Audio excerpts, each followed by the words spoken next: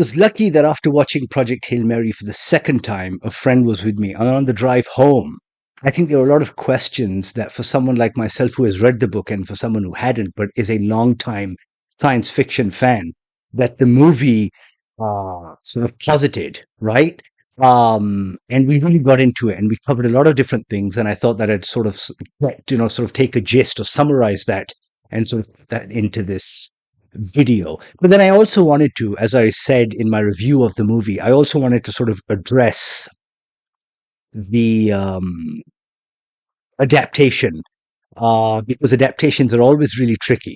This is the last picture with Rahim Khan, and I guess we're going to take Project Hail Mary and, make a little case study out of it.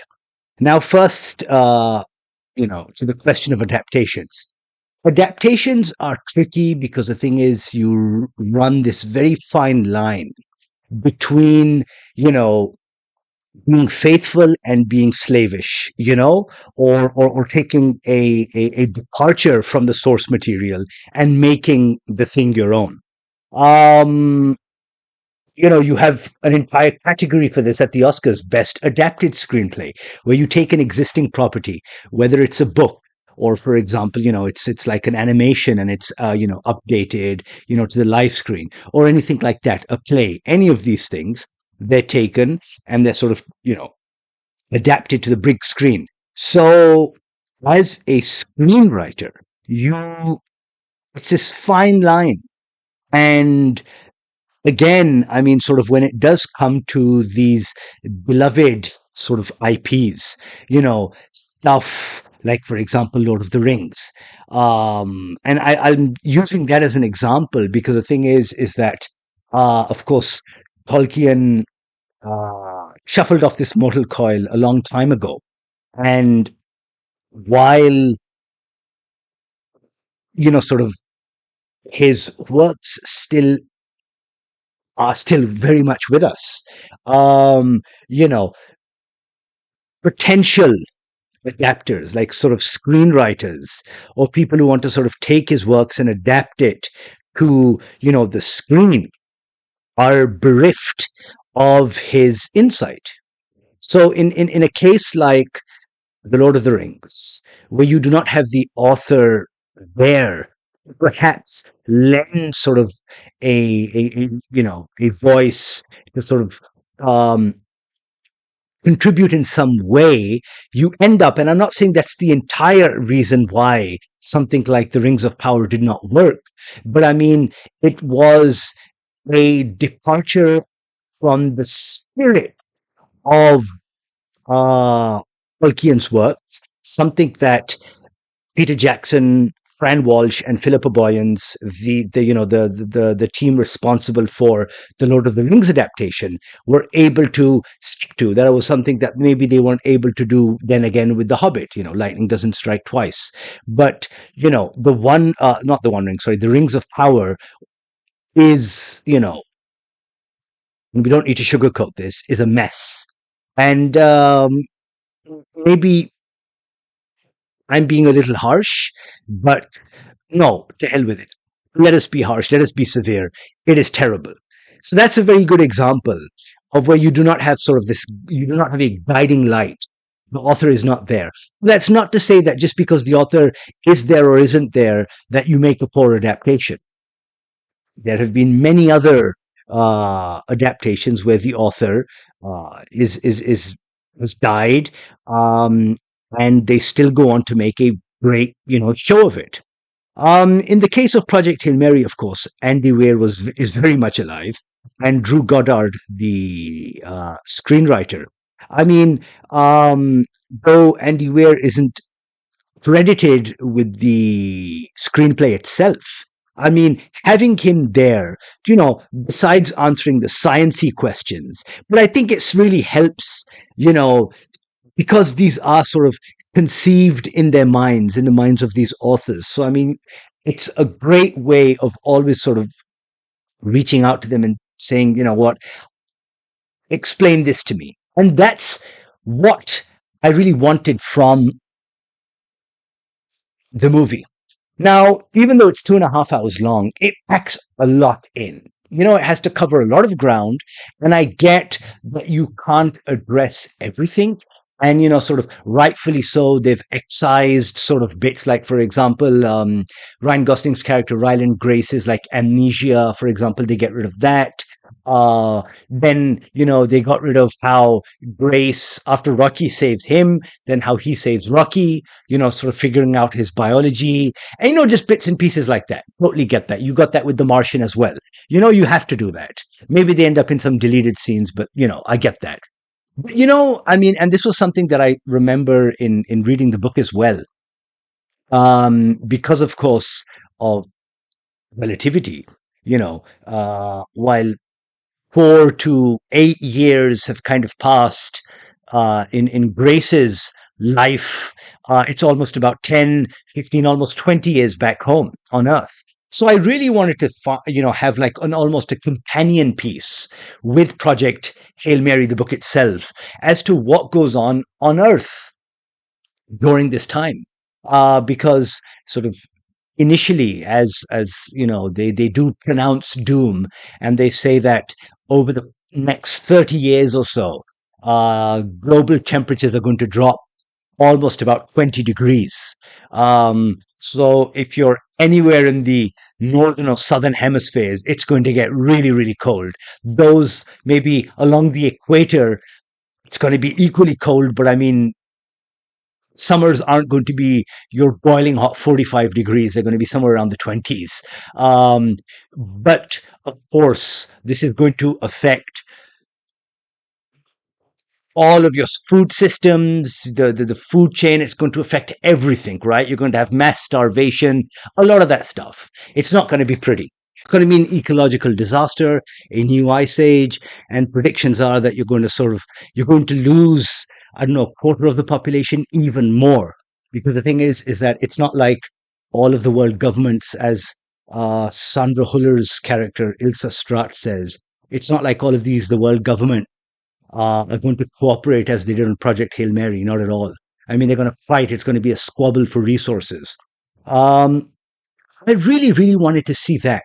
And I really wanted to see, okay, I get that you can't sort of delve into that too much, but I really wanted to see um, how at least things were to progress or, evolve back on Earth. And we get to see that very last scene.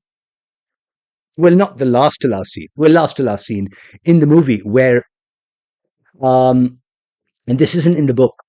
And that's where I feel, when I'm talking about adaptations, where you do get a chance in consultation with the author, you do get a chance to sort of take leeways, you take liberties, where you go, okay, you've thought up of this world, you may know how things go down. So what if we were to explore this? What are your thoughts on it?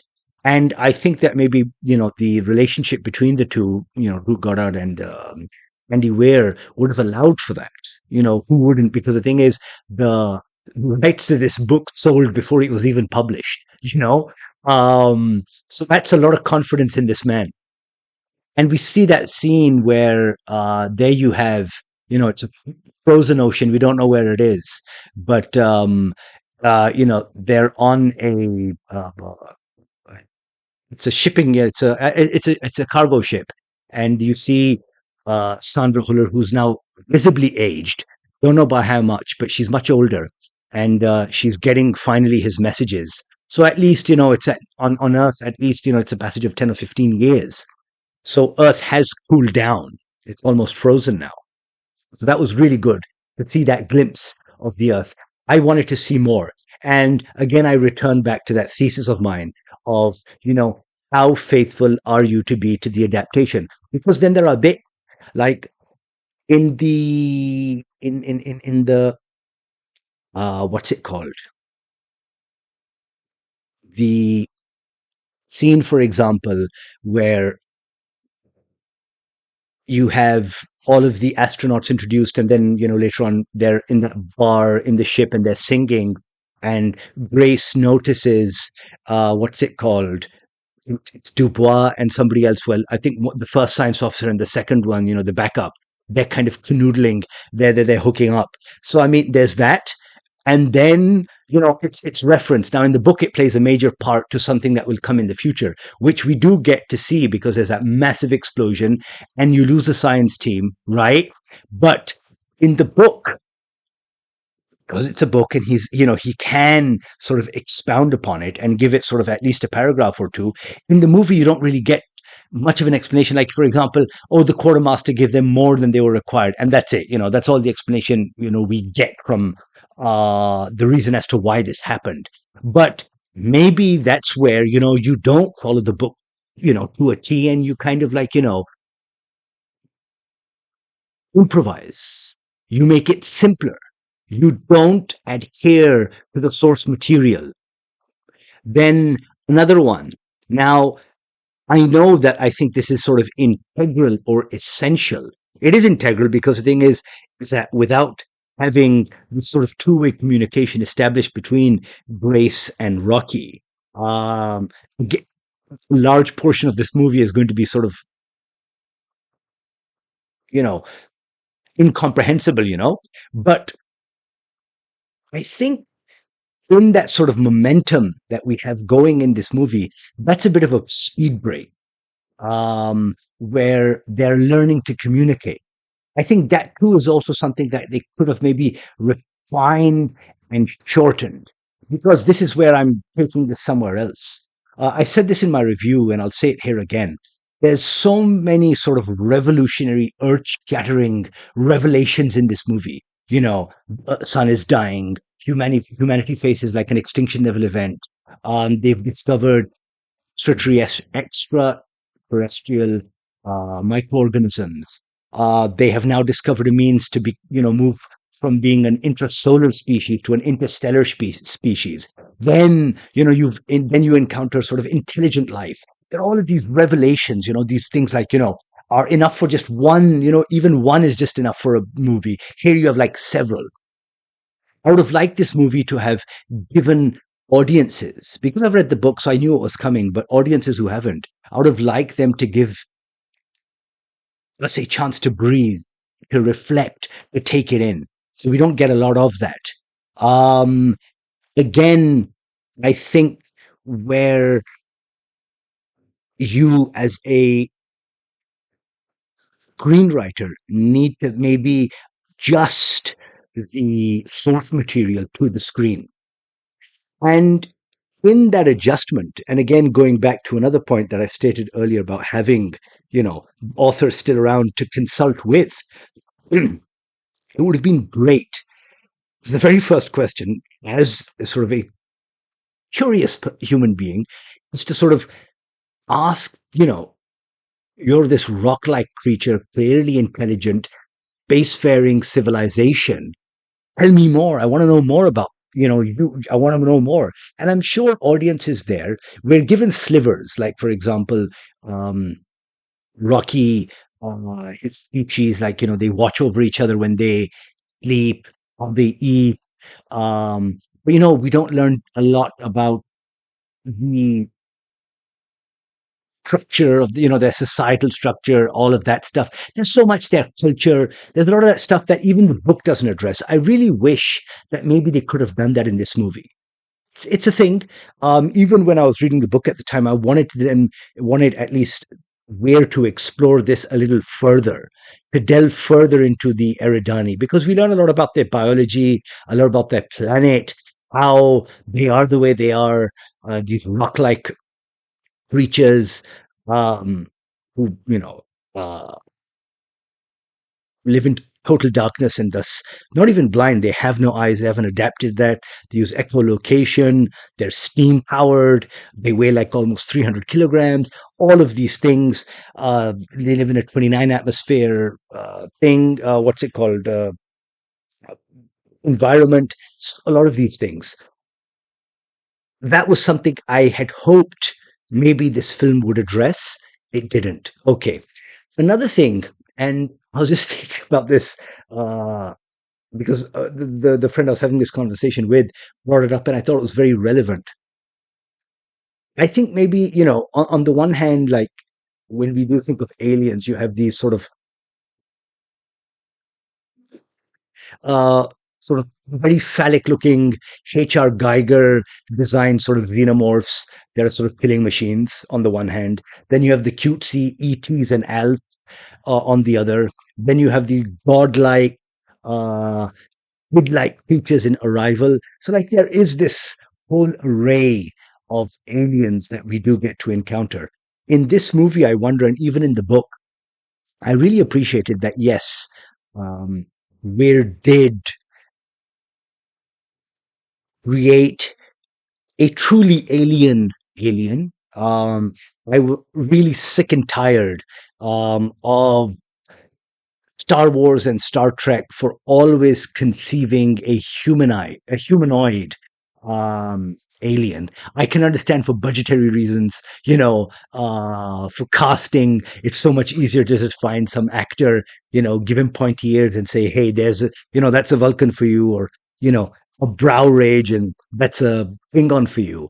But I like um, that this is a very alien, right? They live in completely different atmospheres, totally different. There's one or two things that I have maybe minor caveats about, is that I think Rocky firmly is in sort of the realm of the cutesy alien, right? I wonder if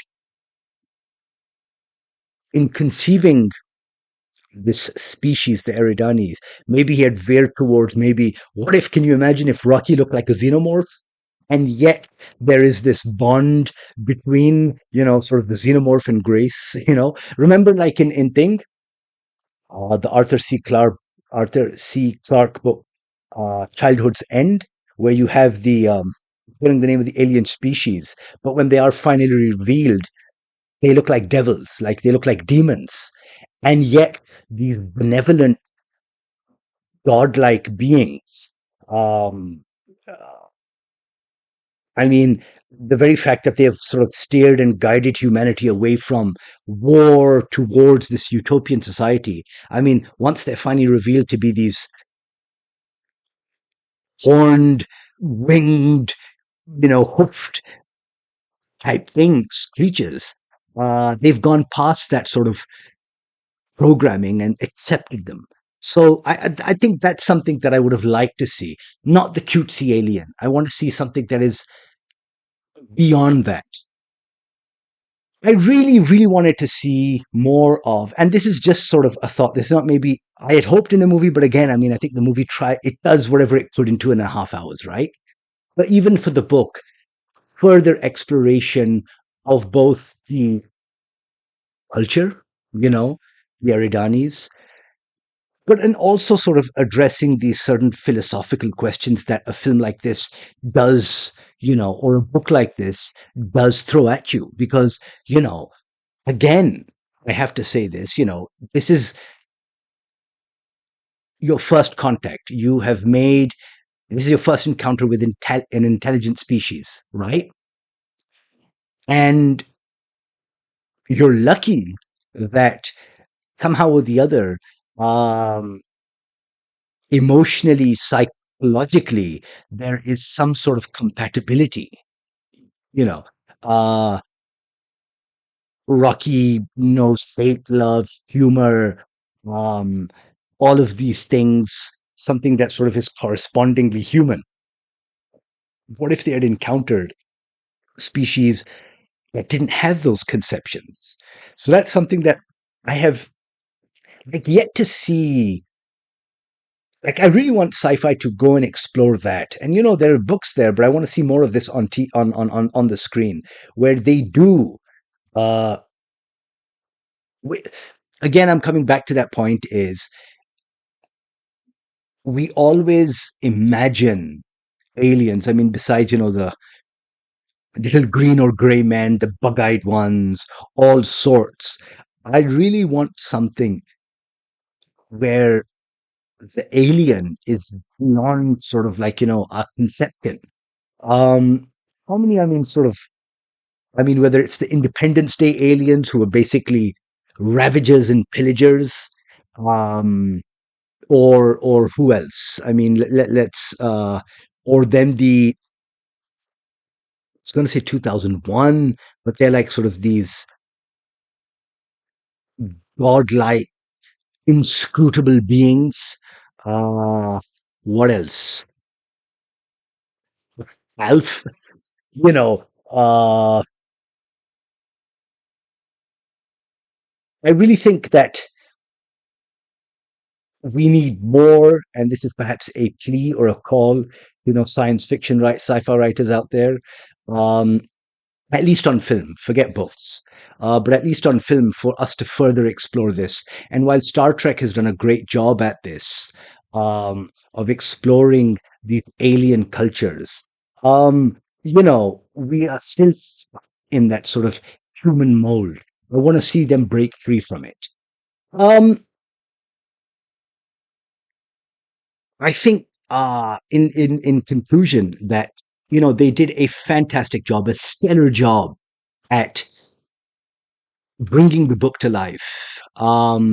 And I think for someone who has read the book, I think these were just minor, little things here and there that I feel could have been done better. Like even, there's a great pace that's established initially in the film. But then I think the minute it switches over to when he reaches Alceti the sun, the story completely shifts away from what was going on back Earth. And then we only get it in drips and drabs. I wanted that, to be leveled out a little more. But other than that, yeah, uh, I think this is food for thought for what other adaptations do we have this year? I think the only one I can think of that's coming out this year that I have read is The Dog Stars, which is an adaptation. Ridley Scott is putting it to the screen. With Josh Brolin, Guy Pearce, and Jacob Elordi. Other than that, yeah, I think I'll do another one whenever that happens. And of course, there's Dune, but we'll talk about that when the movie actually comes out. Until then, thank you very much.